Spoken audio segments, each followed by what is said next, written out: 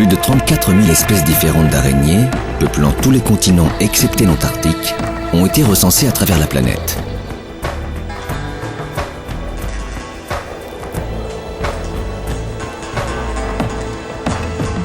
Elles ont colonisé tous les milieux, des forêts tropicales aux régions désertiques, en passant par les plans d'eau douce où certaines vivent immergées.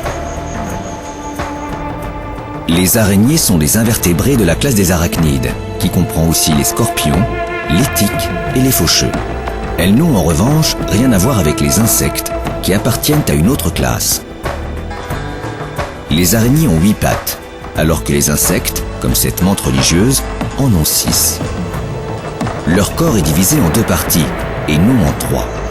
Elles n'ont de surcroît ni antennes, ni ailes.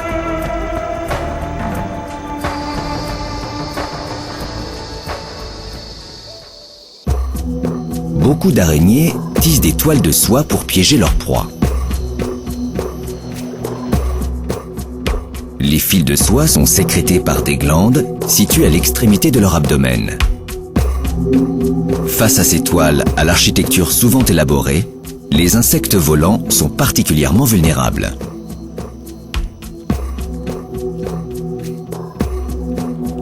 En embuscade dans un coin du piège, les araignées perçoivent les moindres vibrations de la toile grâce aux minuscules poils tactiles de leurs pattes et se précipitent dès qu'une proie est prise sur les fils gluants.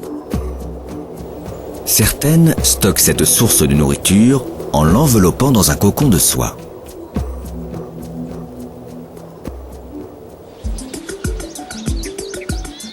L'araignée elle-même ne s'englue pas dans sa propre toile, car celle-ci est parsemée de fils qui ne sont pas collants.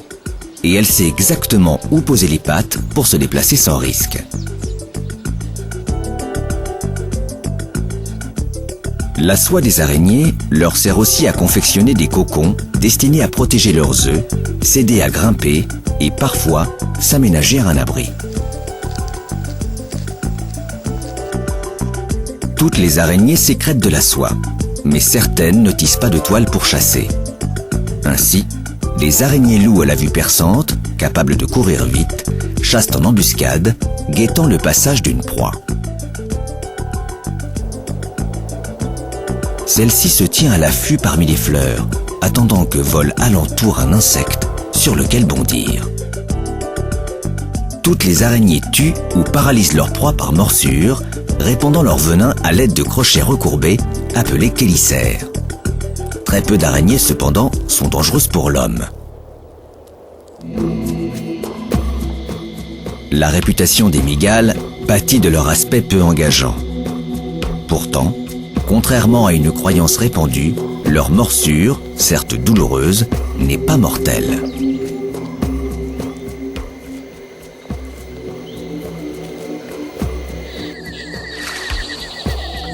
Apparues sur Terre il y a plus de 300 millions d'années, les araignées sont de redoutables prédateurs pour de nombreux insectes.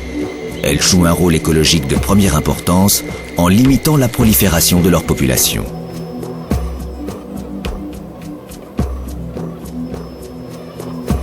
Et il leur arrive à elles aussi de tomber dans la gueule de leurs propres prédateurs. Quelle que soit leur taille, leur lieu de vie ou leur technique de chasse, les araignées sont seulement une dizaine, dans le monde entier, à présenter un réel danger pour l'homme.